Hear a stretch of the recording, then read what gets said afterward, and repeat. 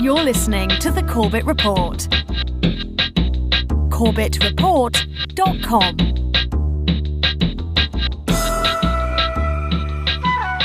Welcome back, friends. Welcome back to the Corbett Reports. I am your host, James Corbett of Corbettreport.com, coming to you, as always, from the sunny climes of Western Japan, here on this 19th day of June, 2020. Welcome to episode 381 of the Corbett Report podcast.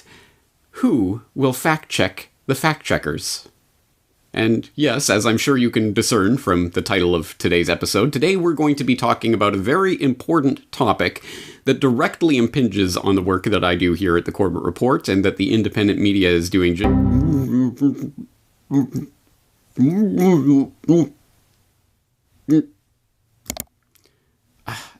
Sorry about that. Pardon the interruption. As I was saying, every time you go to share a link to this type of information that I deal with here at the Corbett Report this day and age, it seems that you get some sort of warning that...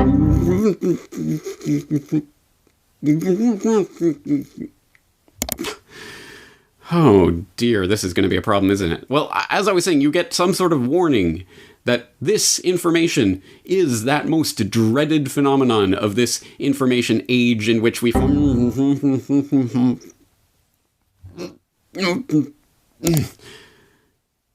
that this is fake. Sometimes the news you find on the internet isn't real. It's what we call fake news. Fake news is when news, stories, or hoaxes are created to deliberately misinform or deceive. Still, recognizing fake news is hard. That's why it's up to you to be critical of what you see and hear online. What percent of the American people who see fake news believe it? 75%. If we are not serious about facts and what's true and what's not, then we have problems. Unlike fake news, real news goes through vetting by newsrooms with processes for mistakes. Editorial board and writers are disclosed. But nowadays, the term is even used to attack legitimate news organizations. Don't be rude. No, I'm not going to give you a question. I'm not going to give you a question. You are fake news. Go ahead. And this misinformation goes viral because it's shared, often by a relative in your WhatsApp group who passes it on just in case, or by a celebrity who amplifies it to their thousands of followers. Tech companies, media regulators, and governments decide what happens when people start and spread misinformation. But ultimately, we're all responsible for stopping its spread. Check out our top tips for spotting and stopping misleading stuff online. And think before you share. Yes, I'm sure by now we have all seen the ham-fisted way in which this idea of the scourge of fake news flooding the internet has been foisted on the public in recent years, and I don't think it takes a great deal of thought as to why this narrative is being seeded into the public imagination right now. As I have had cause to note with James Evan Pilato on New World Next Week in the past, the conspiracy theorist, thought-stopping, pejorative label that has held sway over the public's imagination for the past half-century as a convenient term for basically pigeonholing, smearing, and ignoring any inconvenient information to official narratives is losing its power. As people start to realize that it is a term that is vastly overused and is used to stop inquiry into very important subjects. So some sort of new term needed to come to the fore, and lo and behold, here we have fake news, this dreaded new phenomenon that is going to, oh my god, it's taking over your grandma's mind, or whatever the way that it's being framed. And of course, this has taken the form of all of the fact-checking and debunking sites that have risen to such prominence, especially over the past few years. And I'm sure, again, we've all encountered this among friends or family or other people we've tried to spread information to. Oh, you're talking about that? Well, that's been fact-checked. That's been debunked. Oh, you're not sharing that link, are you? And yes, as I'm sure you've noticed, the Corbett Report is no stranger to this treatment. In fact, if some unsuspecting but well-meaning normie goes to Google, heaven forfend, for more information about the Corbett Report, one of the first things they're going to encounter is some fact-checker site or other that will remain nameless that likes to categorize such sites as the Corbett Report and has categorized the Corbett Report as a tinfoil hat conspiracy site with moderate levels of pseudoscience because I talk about things like the deep state or I have alternative ideas about 9/11. And, well, how are you going to argue with that? Well, you told me to look at this piece of information from this site called the Corbett Report, but look, that site's a conspiracy theorist site, so I can turn my brain off. I don't have to look at the information or the sources of the information that are hyperlinked there, so I can go and actually read the source documents. No. I have learned from this website, which for some reason I'm placing over top of my own cognitive faculties, and as ruler of my world and my imagination, they've told me that I can't look into this, so I'm not going to. It is a convenient thing, isn't it? So, yes, don't worry, poor dear sheeple out there, confused sheeple who just don't have time to think or to actually read or to look at sources or to come to your own decisions. Don't worry, turn off your brain because the very same mainstream corporate establishment media that's never lied to you about anything before will not only tell you and identify this dreaded scourge of fake news that's flooding the internet, but they will also tell you exactly how to deal with it. So what do you do when this happens? A loved one, let's say it's your dad, drops into the family group chat with something he thinks is real. It's something about China manufacturing the coronavirus. There's a link to a site you've never heard of with a message calling it scary stuff. So what do you do with this? Do you ignore it? Do you call him out saying how ridiculous you think this is? If you do that to your dad, you've actually shamed him. My name is Claire Wardle and I'm the US Director of First Draft. And we are a non-profit that we help people navigate the challenges of misinformation online. What happens is that your dad doubles down on his view and he dismisses what you're saying. Use language that's empathetic and to say we're all in this together, and rather than you're wrong, I'm right, here are the facts, because that does not work. So hold back on all that reactive talk. Maybe try something like this.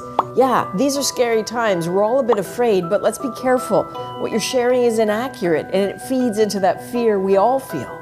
Everybody's anxiety is so heightened right now. People are sharing this stuff not for any malicious reasons, but because they're scared too. Sending more context could also be a good move, but don't drown them in evidence. Maybe send an article from a legitimate source quoting credible scientists on why the virus wasn't manufactured. Conspiracies can be just as infectious, just as dangerous as a virus, so you have to guard against them. It's very easy to just mute your crazy high school friend on Facebook or to leave a WhatsApp group where people are sharing false information.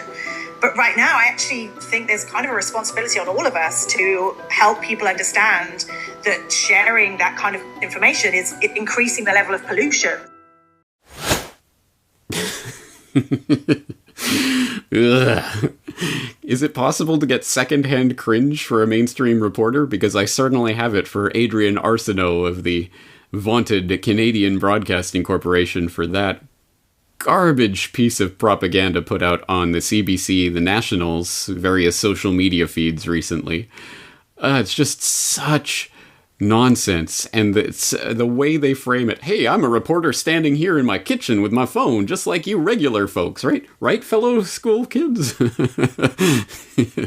It's like a meme, but I think they intend it seriously, and I think they really think this is going to influence the public into, oh, well, I better, A, castigate my family for not sharing information I approve of, and B, I better spread CBC as the site that I should go to as the place to go. I mean, it is ridiculous, but this is truly the way that things are trending, and unfortunately, I think there is enough of the public that is asleep enough to fall for such garbage propaganda nonsense. So, let's take a look at some examples of the way that fact-checkers like Snopes and factcheck.org and PolitiFact and all the others that you've seen over the years do what they do, because there is a very simple tactic behind debunking a fake news story, which is to take a story that is going around that has some credibility. There is something to it. But take the most sensational claim, take the most irrelevant part of that sensational claim, make it the central part of the argument, debunk that straw man, and then say, look, we've debunked that argument. And unfortunately, it's exceptionally effective because of the way the entire infrastructure for this fact-checking ecosystem has been constructed, that funnels people who are searching for this information. Well-meaning normies going to Google for their answers will type it in and will find, as one of the first results, one of these fact-checking sites that will say that whatever claim that they've just been told by their friend has been debunked. And maybe 1 in 100 of those well-meaning normies will actually click into the site to actually read the debunking, and maybe 1 in 100 of those 1 in 100 will actually use their own critical thinking faculties to really examine the way that that's being done. But just by that very method, you have 10,000 people, 9,999 of which will have been successfully placated. It's been debunked. There you go. We don't have to look at it, think about it, or examine it in any detail. This is how it is done. It's exceptionally easy, and it's exceptionally effective. And if you don't believe me, good. Do not believe me. Be skeptical and think for yourself. So let's take a look at a couple of examples of exactly how this is done. And one of the most egregious that I came across, at least in recent memory, that I did share here on the program a few episodes ago, but I want to reshare because I just cannot believe how egregious this is. You will know by now, if you are following the Corbett Report, you will know about Event 201 that was co-hosted by the Johns Hopkins Center and the Bill and Melinda Gates Foundation and the World Economic Forum, etc., back in October 2019, that was wargaming, simulating an pandemic exercise. What would happen in the event of a globally spreading coronavirus pandemic? And they wargamed it out, and this is what we'll do, and this is how you shut down international travel, and this is what will happen to business, and this is how we keep business going, and this is how we deal with misinformation online. They did the entire exercise, and it's been talked about at length, but only by those crazy conspiracy theorists who think there's anything at all, any reason at all to even wonder about the holding of a pandemic exercise simulating the spread of a globally spreading coronavirus, novel coronavirus, at the exact moment that we are led to believe that a globally spreading novel coronavirus pandemic was breaking out. If you think that that's strange in any way, well, guess what? Factcheck.org wants to put a check on that for you, and they will do so in a post that was posted in January of this year by Angelo Fischera to factcheck.org. New coronavirus wasn't predicted in simulation, which, as I say, is about as far as most people will read. Oh, okay. So somebody sent me something about Event 201. I Google Event 201. It comes up with this. It says new coronavirus wasn't predicted in simulation. Okay, good enough. So it's been debunked. Now I can turn off my reasoning switch. Now, maybe you'll look in and look, they have a story. They have a big article about why this is false, fake news. But even the couple hundred words that they devote to this debunking is too much for most people, and they realize that. So if you really must try to delve into this, here's the quick take. Here's the too long didn't read for this 200-word article in case you just can't be bothered to read through it. The quick take here: a conspiracy theory website distorted the facts about an emergency preparedness exercise to suggest that the Gates Foundation and others predicted up to 65 million deaths, in quotation marks, caps lock, because of course, caps lock makes you look even more crazy, from the coronavirus now spreading. The event dealt with a hypothetical scenario involving a fictional virus. Case closed, ladies and gentlemen.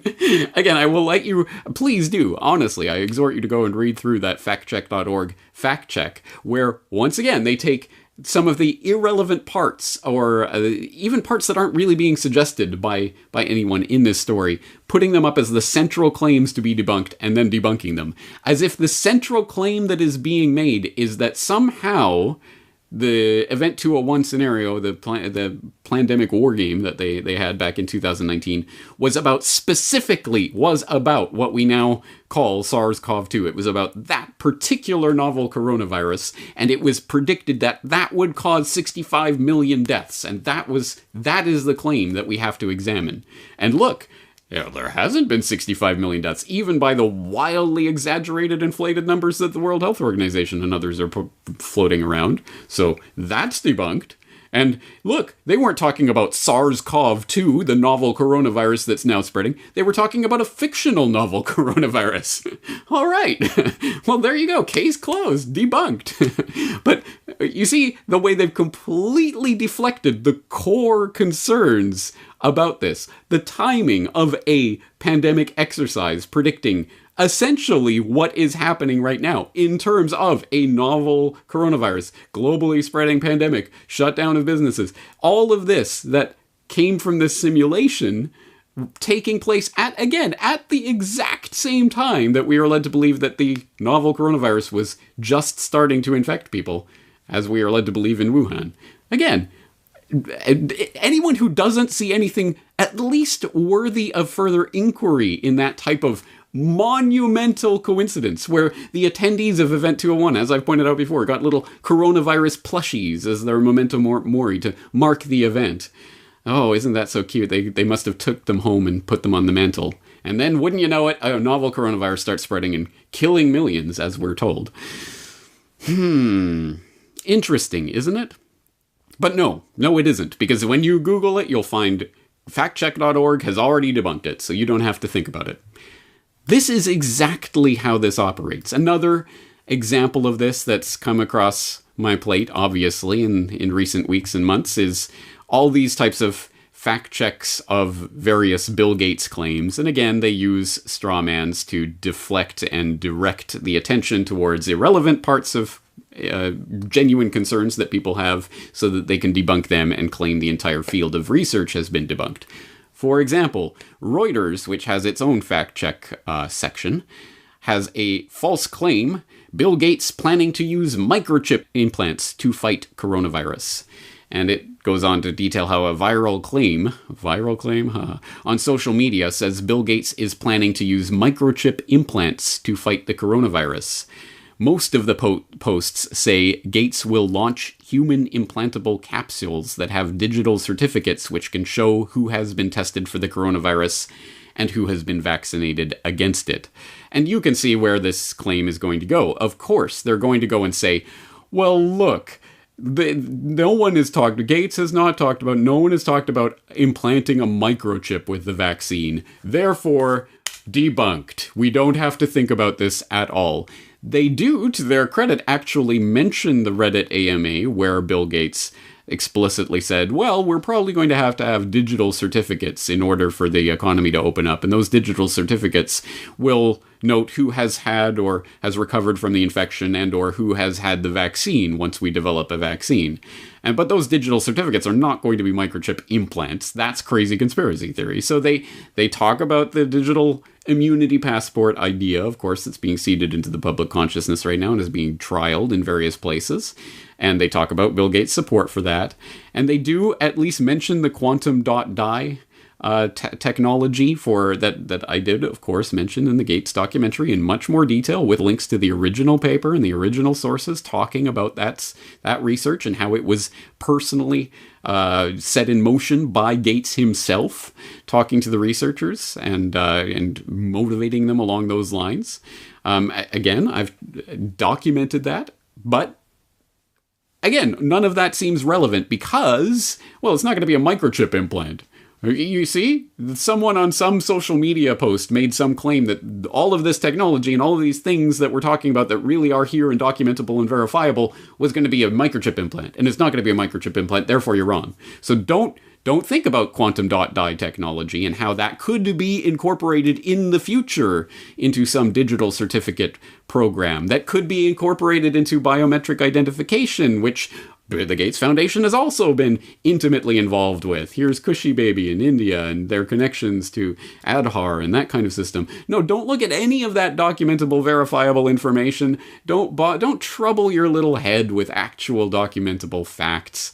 Just look, we've debunked the whole thing. So again, you see exactly how this proceeds and how it can be so incredibly devastatingly effective for people who just want to turn their brains off and let other people do their thinking for them.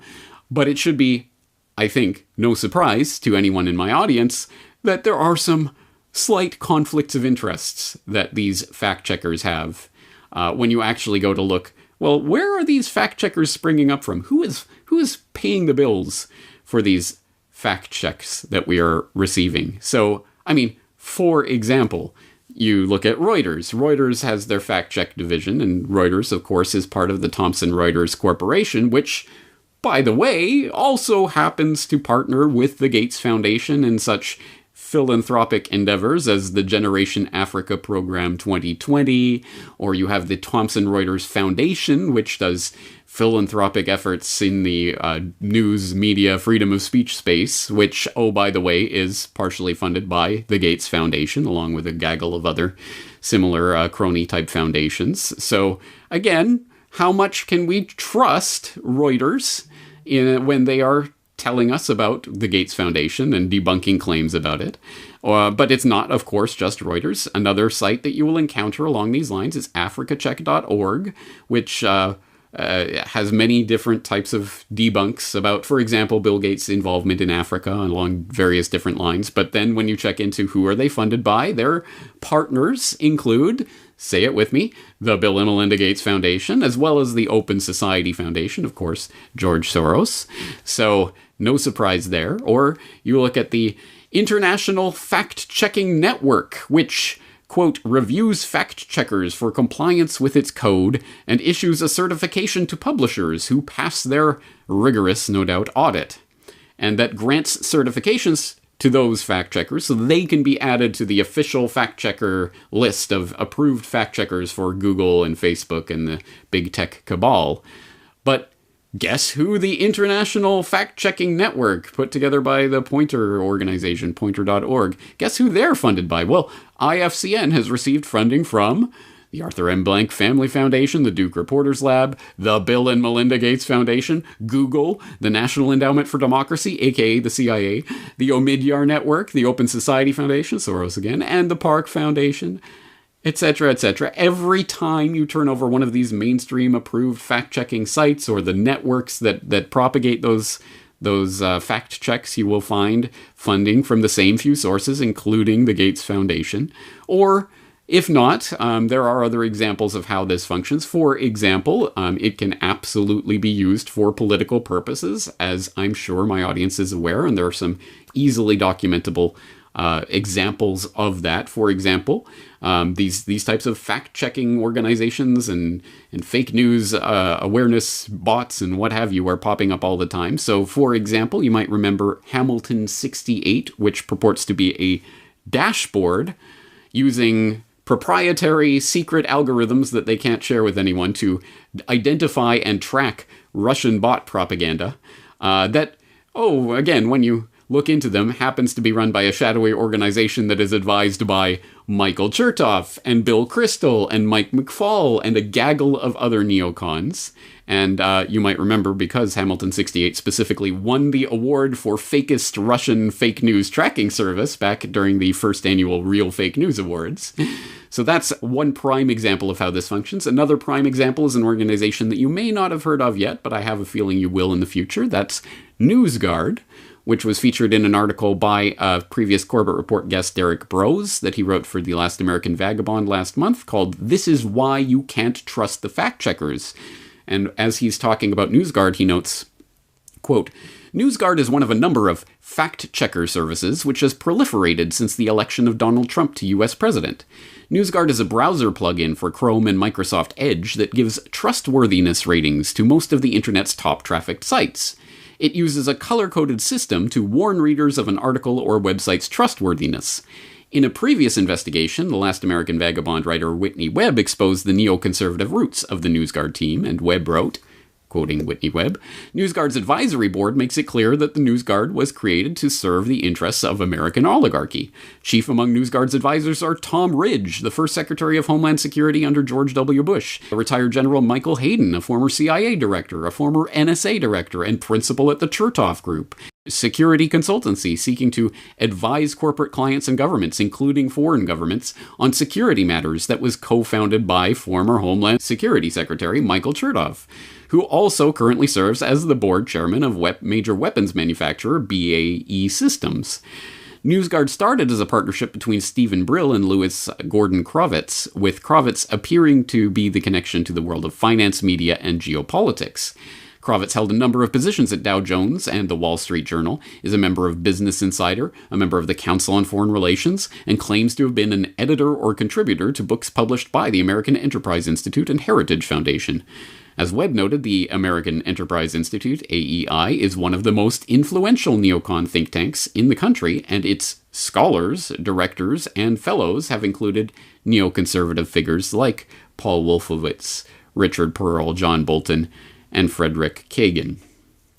End quote. I hope you will go and read through that full article from Derek Brose that goes into much more detail about this, including detail about his own personal experiences with these types of fact-checking organizations that have had direct effects on the sites that he has worked with in the past.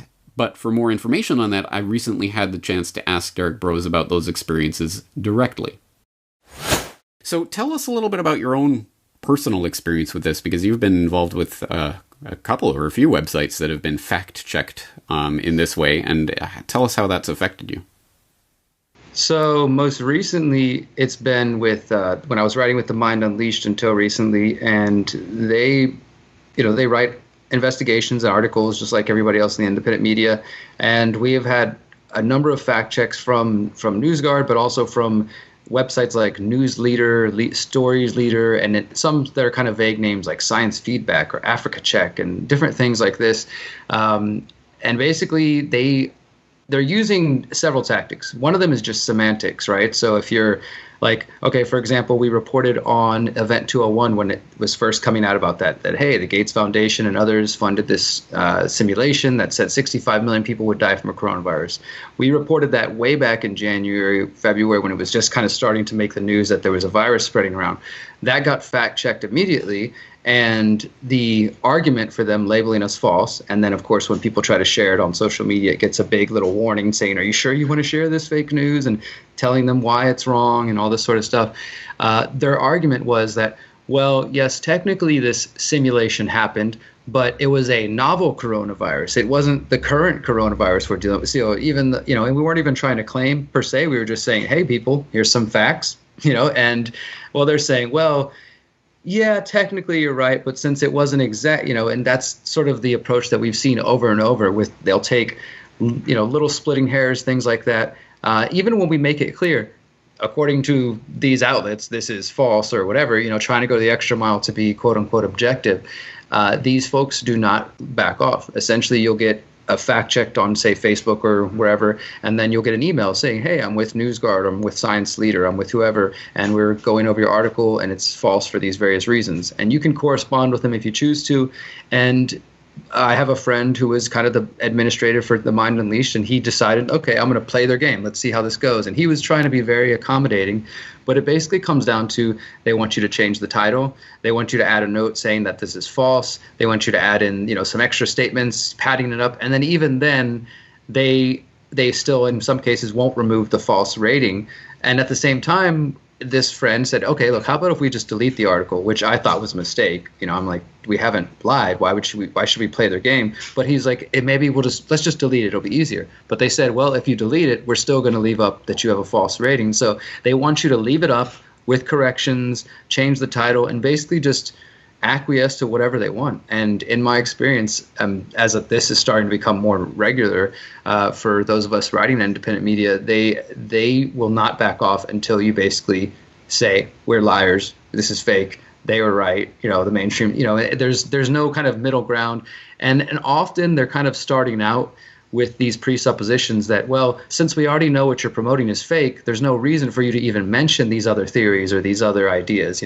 We already know it's not true, so there's no reason to show the reader, which we, as you know, have seen in many debates, including the climate change debate and now with COVID-19, where there's no two sides to an argument. We know those people are wrong, so we don't have to give them space.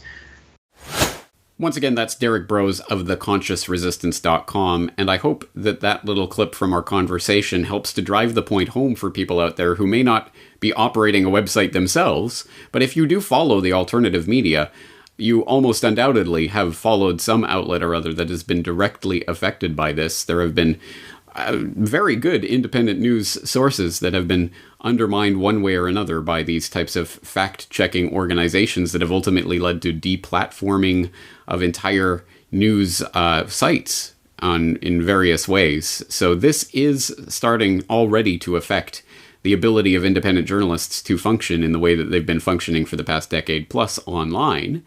But it is, as bad as all of that is, it is about to get even worse. And indications of that come, for example, from that reporting, that Whitney Webb reporting on NewsGuard that Derek referenced in that article we were reading from earlier, specifically how a neocon-backed fact-checker plans to wage war on independent media, which Whitney Webb was penning for Mint Press News back in January of 2019. I'll throw the link in the show notes in case you haven't read it yet.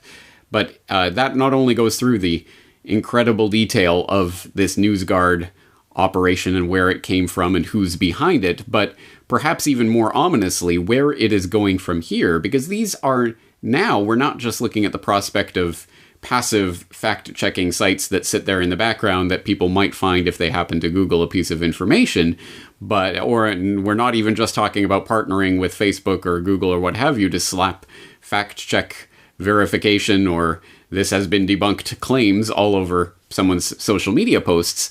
No, they're starting to look at the next generation of how this type of censorship can be imposed on internet users without them even necessarily understanding who is doing this or for what purpose. And examples of that come from a NewsGuard browser extension that purports to give you a nutrition label for any given information site you're visiting. How nutritious is the information from this site? And it can be ranked in a number of ways, but basically giving you a green check mark or a red X for the heart of thinking, just to simplify and dumb it down even that much further. You shouldn't trust this information. You should trust this information, which is quite ridiculous when it comes down to, for example, well, correctly identifying that RT is Russian government-sponsored propaganda. Okay, yes, but Voice of America is A-OK because they run by a special charter that tells them to be objective. And they have nothing to do with the CIA or the U.S. State Department. Oh, wait. So you see how obviously biased this is, ridiculously so, but most people will not bother to go beyond the green check mark or the red X. And this is ominous because this browser extension, again, is not just going to be some sort of passive thing that people necessarily choose to start browsing the web with. They might have it chosen for them. Early indications of that came back all the way in December of 2018, where the public library system of the state of Hawaii was teaming up with NewsGuard to spread news literacy to library patrons in Hawaii, talking about the browser extension that was going to be added to the state library computers and internet networks. So, like it or not, that sort of thing is going to be imposed on you. And then it got even worse in January of 2019 when Microsoft decided to, quote, fight fake news with its Edge mobile browser, where it notes that Microsoft has started warning users of its Edge mobile browser about untrustworthy news sites. The software giant has partnered with NewsGuard to provide warnings in its Edge browser for iOS and Android, and this functionality has been added this week as an optional setting. And this article goes on to talk about the browser extension that's being automatically added to Microsoft Edge. And at that time, it was a free extension that was freely available. I am relieved to note that earlier this year, they actually put a paywall on it. So now, as reported by onmsft.com, Microsoft Edge's NewsGuard extension now requires a paid membership to use. Yes, the entire NewsGuard service was completely free to use before now, but now costs around $3 a month to use. In good news, the paid subscription will also unlock all features on other browsers, in addition to Microsoft Edge, as long as the same account is used. So bizarrely enough, I guess they're taking it as their business model to try to get the people who are using their browser extension to pay them directly for the privilege and honor of this soft censorship. It's a bizarre idea, and I don't see that flying, as evidenced by, if nothing else, at least the comment section there on msft.com. I mean, just one person who says, the extension was a handy first look assessment of reliability and transparency, but it's not something I'm willing to pay for. And people who are slightly less credulous, like M. Mursek, writing, good, a paywall for censorship is a step in the right direction. Putting it further away so that it's less likely to intrude on most people's browsing experience. That is good. It is good to know that NewsGuard is taking a bizarre own goal there and basically hiding their service away from most people. But unfortunately, we see that door has been opened. And lo and behold, what if, instead of Microsoft stepping in and helping to support NewsGuard by volunteering to allow it to be automatically added to its Microsoft Edge browser as an optional extension, what if, the Bill and Melinda Gates Foundation stepped in with sponsorship of NewsGuard as part of its media sponsorships and grants, and gives NewsGuard a bunch of money so that they can freely install this on Microsoft browsers, for example. Just as a crazy example plucked out of thin air. And then what do you think that NewsGuard nutrition label would label a site like the Corbettreport that publishes reports like Who is Bill Gates? I wonder what that means. So I envision, as things proceed, unless things are derailed in some way that's difficult to imagine at this point, but I envision that the internet of the future will, at the very least, be a much more difficult place to navigate around freely if you are on any of the mainstream controlled apps from the big tech companies like Microsoft or Google or what have you. They are going to be more and more booby-trapped with extensions and other things that will basically prevent you from reaching sites like the Corbettreport at all. That is being baked into the cake, and it's just a matter of time from here. So all of this, once again, we find ourselves in the position of having probably already understood, but at any rate understanding in even greater detail now, the problem. It really does raise the question, what is the solution? Which is always the real question here, because there really is a problem, I suppose, a problem of sorts, in that there really is misinformation and disinformation that is bandied about on the internet at all times, and even well-meaning people can be caught up in that misinformation web and unwittingly be taken in and pass along information that ultimately is not true, and in fact can even be harmful because, for example, just as one example, people are spreading misinformation about COVID-19, then that's going to cause people to die, don't you know? And therefore, you will be responsible for deaths. So therefore, we'll have to bolster our argument for mandatory vaccinations or whatever. The logic doesn't have to make perfect sense, but it certainly does line up. And so when people are engaged in spreading misinformation, even well-meaning people who are following independent news sources, guess what? There is misinformation and disinformation in the independent news sphere as well as, of course, the establishment propaganda, which is full of misinformation and disinformation. It is everywhere. It is pervasive. So how do we sort through this? And wouldn't it be nice if there was some fact-checking site that we could just turn our brain off and let it do the thinking for us, wouldn't it? It does raise the question, what approach do we take? And perhaps, let's put our thinking cap on, perhaps the approach is to fight the fire of disinformation and fake news and propaganda with disinformation and fake news and propaganda? So what do you do when this happens? A loved one, say your dad, drops into the family group chat with something that he thinks is real. It's something about how everyone in the world will need an experimental mRNA vaccine to protect us from coronavirus. There's a link to the CBC with a message calling it scary stuff. So what do you do with this? Do you ignore it? Do you call him out saying how ridiculous you think it is? If you do that to your dad, you've actually shamed him. My name is Talking Head. I'm the worldwide director of prestigious-sounding front organisation, which gives an air of legitimacy to a random person telling you how to think and act. What happens is that your dad doubles down on his view and dismisses what you're saying. So hold back on all that reactive talk. Maybe try something like this. Yeah, these are scary times. We're all a bit afraid. But let's be careful. What you're sharing is inaccurate, and it feeds into that fear that we all feel. Everybody's anxiety is so heightened right now. People are sharing this stuff not for any malicious reasons, but because they're scared too. Sending more context could be a good move, but don't drown them in evidence. Maybe try sending an article from a legitimate source, including credible scientists, on why an mRNA vaccine is experimental, untested, unproven technology that will change you at the genomic level, and that the only vaccine ever developed against coronavirus actually made people more susceptible to infection. Mainstream media narratives can be just as infectious as any coronavirus, so you need to guard against them. It's very easy just to mute your crazy MSM-believing friend on TwitBookgram, or to leave a TickSnap group where people are sharing establishment propaganda. But right now, I think there's actually a kind of responsibility for all of us to share the Corbett Report's new documentary, Who is Bill Gates? So they will realise how deep the deception goes, and how all of the establishment sources that they believe in are funded by the eugenicists who are admittedly using their wealth to reduce the world's population. Yeah, no, maybe not. Let's not go down that road, shall we? So then what are our options? What are our solutions here?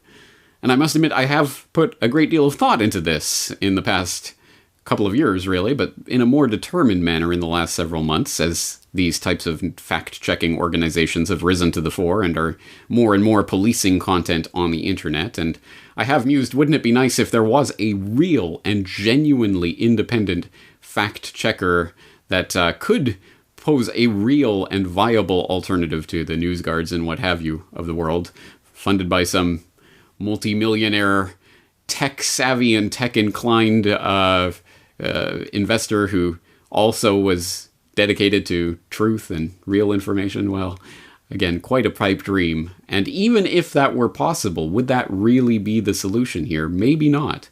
And again, this is something that I had the chance to discuss with Derek Brose. Okay, fake news and all of this has, obviously come to the fore in the past few years and become this big issue that requires all these fact checkers that's going to change the way the internet functions, blah, blah, blah. To be fair, there is bad information out there, and I know you deal with it, and I try to deal with it. A lot of people get well-meaning people get suckered in by, oh, is that Bill Gates giving us a lecture to the CIA or whatever? Other people are probably willfully spreading misinformation.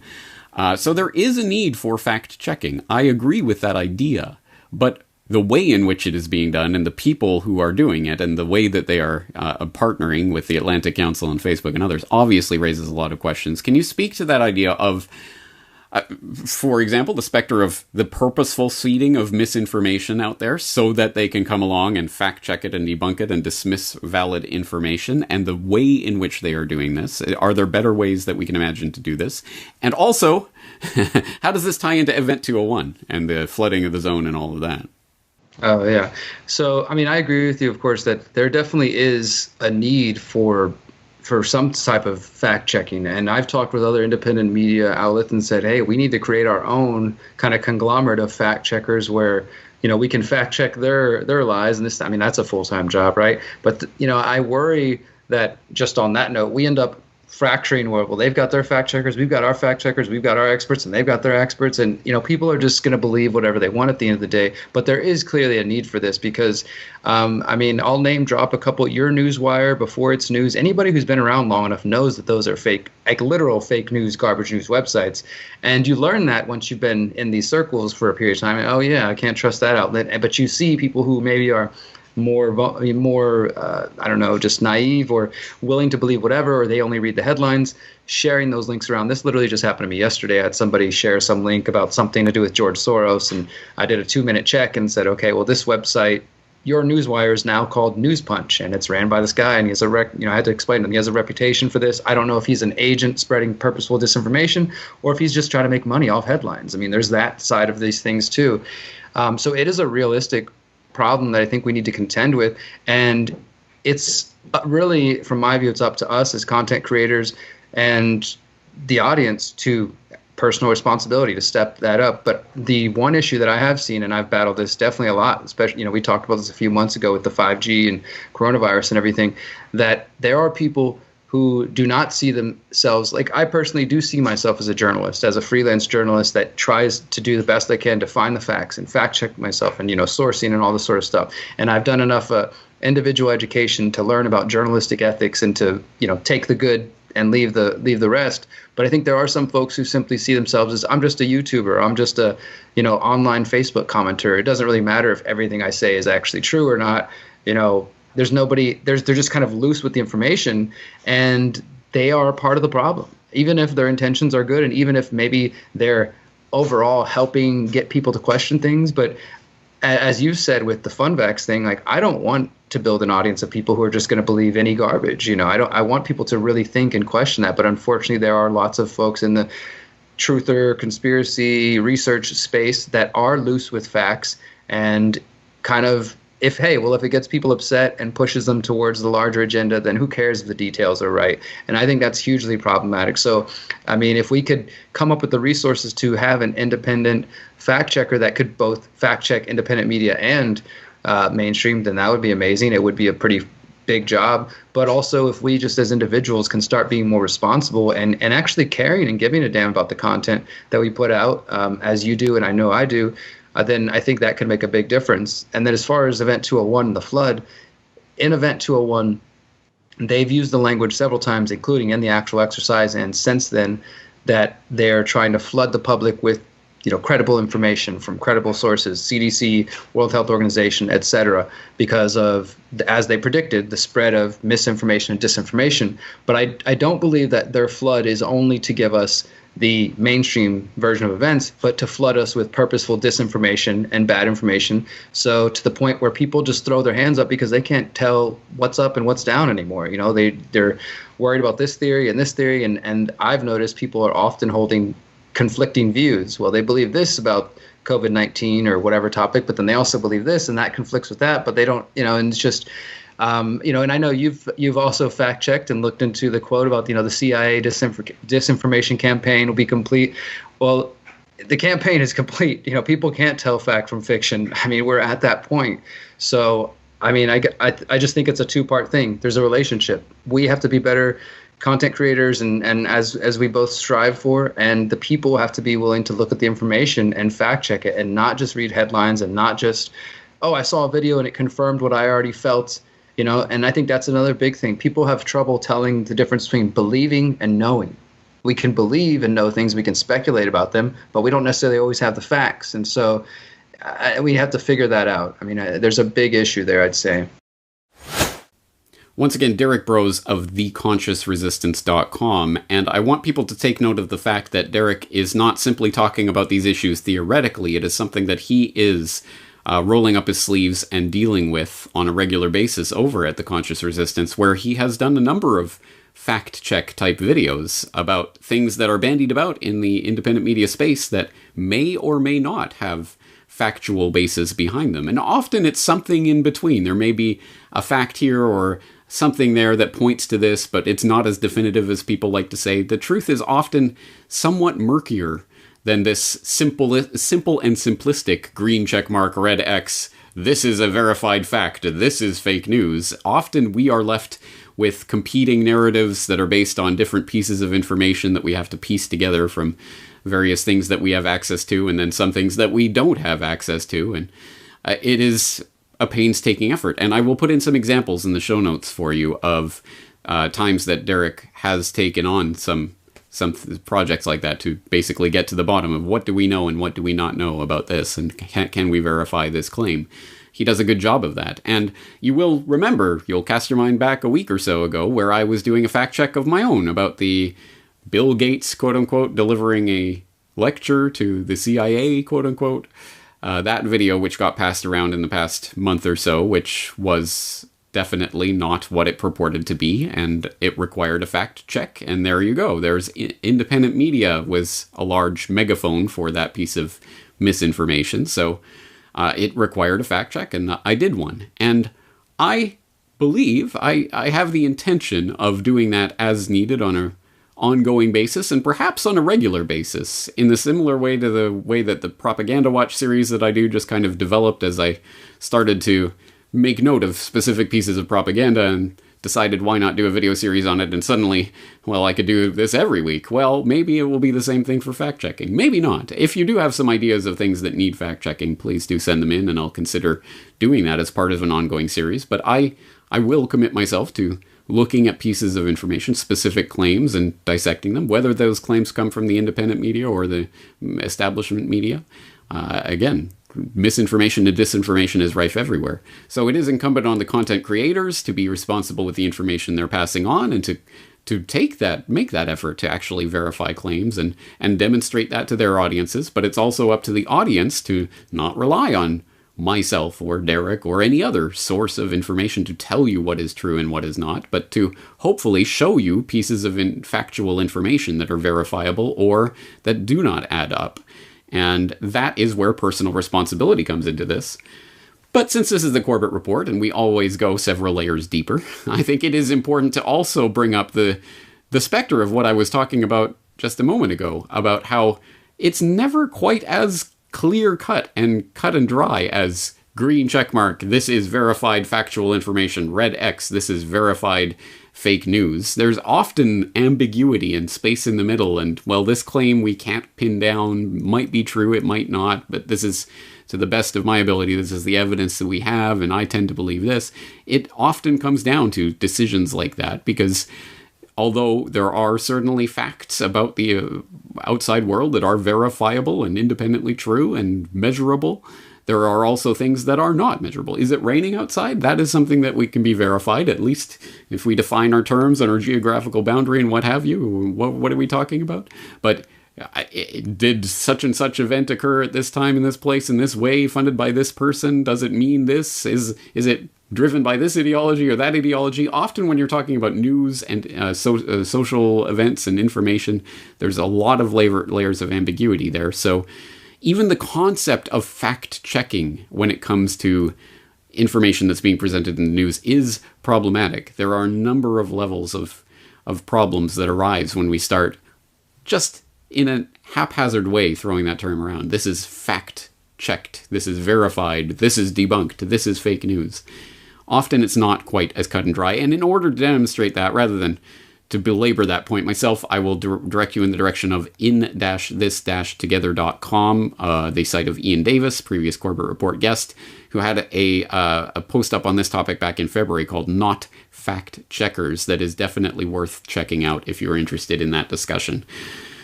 But I think we're going to leave this discussion here for today on, again, the ambiguous note. It's not a happy answer, and it's not one that people want to hear, but the answer, as always, is there is no shortcut to understanding the truth about the world. You have to roll up your sleeves and do the work and verify information. And we cannot do that with every claim we hear every day, so I understand that. But we can at least set that bar, set that threshold for ourselves before we pass information on to others. And I think that personal integrity is the ground layer of what we need in order to build on that foundation, build a firmer structure of information and ideology based upon that structure of information we can trust.